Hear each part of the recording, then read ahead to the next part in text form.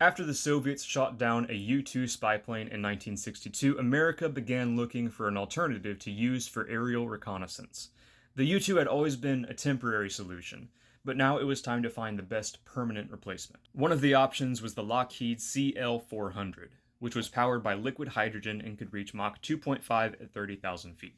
The other option was the Lockheed A-12 Cygnus, which eventually developed into the SR-71 Blackbird. They decided to proceed with the Cygnus because it was far more stealth capable, but they didn't just want to create another plane for the Soviets to shoot down, so the Air Force decided they needed to know exactly what the Soviet radar was capable of detecting, and then develop the A-12 with those parameters in mind. And thus Project Palladium was born.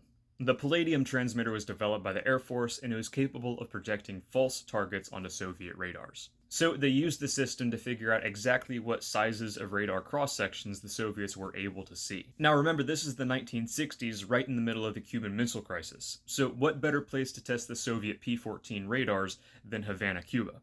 So they put the Palladium system on a destroyer, and they parked the destroyer just north of Havana so that only the antenna is peeking over the horizon. They also pulled a submarine a little bit closer in Havana Bay.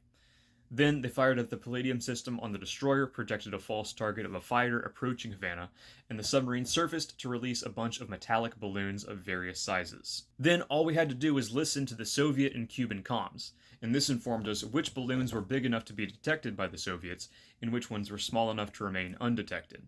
Then, as soon as they scrambled their MiGs to respond, all we had to do was turn off the Palladium transmitter and skedaddle. The Russians ended up thinking this was a false alarm, and meanwhile we had figured out exactly what we wanted to know.